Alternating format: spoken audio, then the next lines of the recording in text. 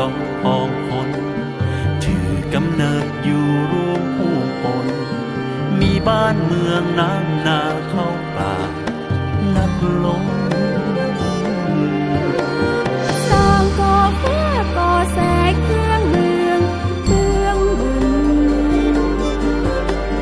ที่ก่อบ้านป่าผาผู้ครองป้องทาน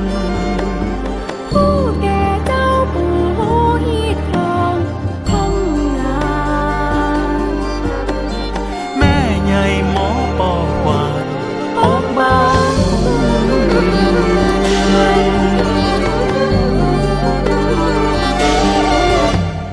บ้านเมืองแปลงเป็นแดนแคว้นข้าว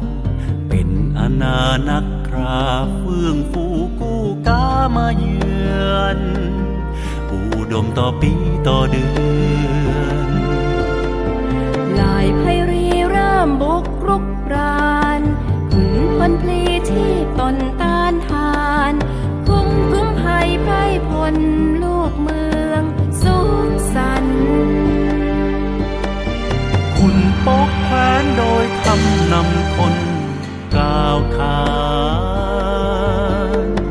คันเขตแคว้นกว้างไกลท่วมใจ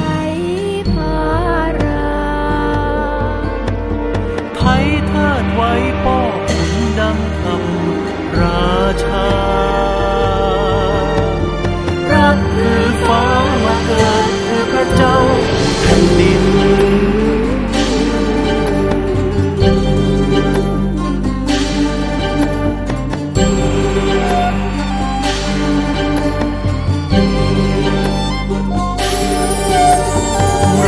พันปี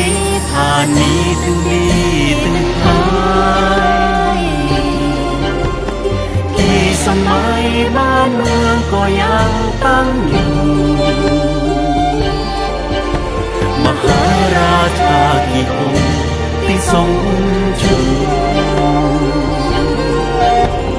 เป็นนิทานตำนานมาสู่ดินแดนไทยแห่งนี้ที่ยังคงรัตนโกศล200 ปีไทยบุรีนี้เรื่องเฟื่องฟูสู่ยุคใหม่เปลี่ยนมาเป็นประชาธิปไตยแต่ฟ้าดินยังคงเวทนาประทานพระราชาผู้ทรงเมต